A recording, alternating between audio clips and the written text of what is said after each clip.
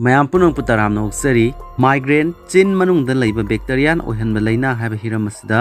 पाउदम अमा तामिनसी माइग्रेन नारब मियोसिंग अखनब चिंजा खर चारुबदगी का हेन कोक चिकप सोयदना थेंगनरमलगनी चिन मनुंग लैब बैक्टीरियन फिबम असि ओहलकपनी हाइबा स्टडी अमदगी खंगम ngamle रिसर्चर सिंगना हाइकी माइग्रेन नारब मियोसिंग चिन मनुंग लैब बैक्टीरिया सिंगना अखनब चिंजा खर देयाब नाइट्रेट ब्रेक डाउन तौरगा नाइट्रिक ऑक्साइड ओंथोक्तोना ईगी इसेल तिलहनकी मसिना मरम ओरगा ई उतोंग लाउथोखनबदगी ईगी इसेल फगतहल्ली थवोंगसेना हार्ट की फिबम फगतहनबदा मतेंग पांगलबसु ब्रेन अमदि संखोंगी ई उतोंग लाउथोखनबा मरमना कोक सिगहलकपा याय असंग मना मसिंग अयामना नाइट्रेट मरांग कायना यावी प्रोसेस तौरबा मित्तसु नाइट्रेट पु प्रिजर्वेटिव ओना सिनै प्रोसेस तौरबा मित्त नाइट्रेट हाबलबदी मचु फजहनबगलोना महाव हेनगतहल्ली माइग्रेन नारब मियोसिंगना यारिबंखै प्रोसेस तौरब चिंजाक चारोदबनी हाइना डॉक्टर सिंगना मतम कयागी ममांगदगी फोंगदोक्तुना लागली टोरंटोदा लेबे headache and pain relief centre की मकोक डॉक्टर माइकल जिटनीना हाइकी माइग्रेन नारब मियोसिंगना प्रोसेस तौब चिंजाक चारोदबदी कोक चिकप हौरई हाइबसी हानदगी खंगनरब वाफमनी अदुबु करी मरमदगी कमदोन ओहेलकपनो हाइबदुदी चप चाना खंगब ngamkide नाइट्रेट नाइट्रिक ऑक्साइड ओंथोलब मतुंगदा हार्ट की मथौ निंगथिना तौहनबना मतेंग पांगी मरमदना थबाक नाब नत्रगा कंजेंटिव हार्ट फेलियर पेशेंट सिंगदा नाइट्रेट याव हिदाक पिजनै अदुबु नाइट्रेट याव हिदाक चारब मियोय मंगागी मनुंग मरीदी हिदाक की साइड इफेक्ट ओइना कोक सिकपगी अवाब मायोकनै University of California San Diego की एंटेसनियो गोंजालेसना लुसिंगदुना चथखिबा स्टडी मगी report हाइकी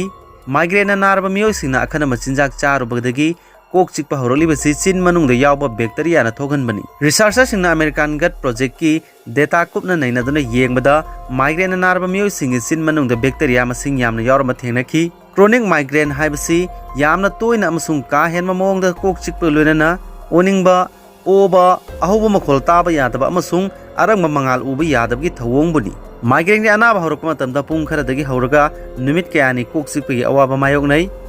American Society for Microbiology की ऑनलाइन जर्नल एम सिस्टम्स द फोनखिब रिपोर्ट अमन हाइकी माइग्रेन मरम ओरगा चिन मनुंग बैक्टीरिया यामना लैहलकपरा नत्रगा चिन मनुंग बैक्टीरिया यामना लैबदगी माइग्रेन ओहलकपरा हाइबदु सब चाना खंगदोनब होनरी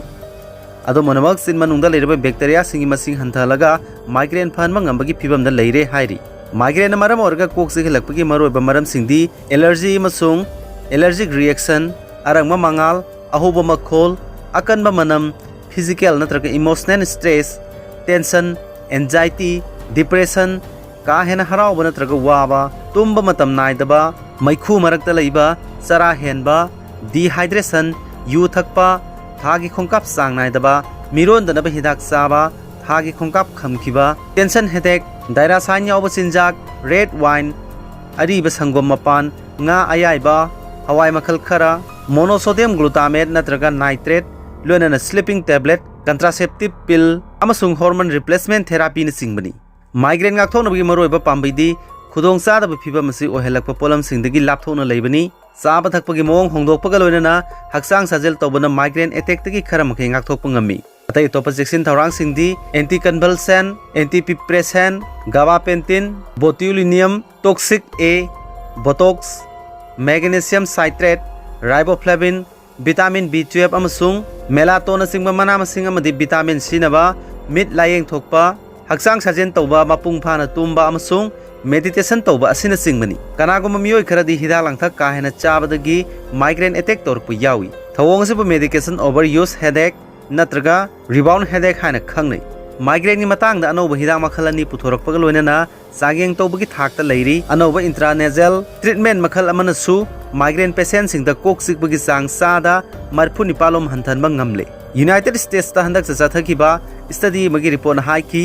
मदुदी मेडिटेशन तौबना स्ट्रेस हंथनबा लोइनना कोक सिकबगी चांग हंथली न्यूरोलॉजी जर्नल हंदक त फोनखिबा स्टडी की रिपोर्ट हाइकी मेडिटेशन तौबा मतमदा पुनिंग वाखल निंथिना पोथान मरमना कोक सिकप फहनबनी पुनमक असि ओइदनसु चिन मनुंग लेबा बैक्टीरिया मरम ओरगा कोक सिगहलकपनी हाइबा खंगलबनीना माइग्रेन पेशेंट सिंगना अखनबा चिंजाक मरोइना नाइट्रेट यावबा चिंजाक चारोइदबनी अरोइबदा ngasi पाउदम की वीडियो यंगबिरबा पुनमक पु थागतचरी।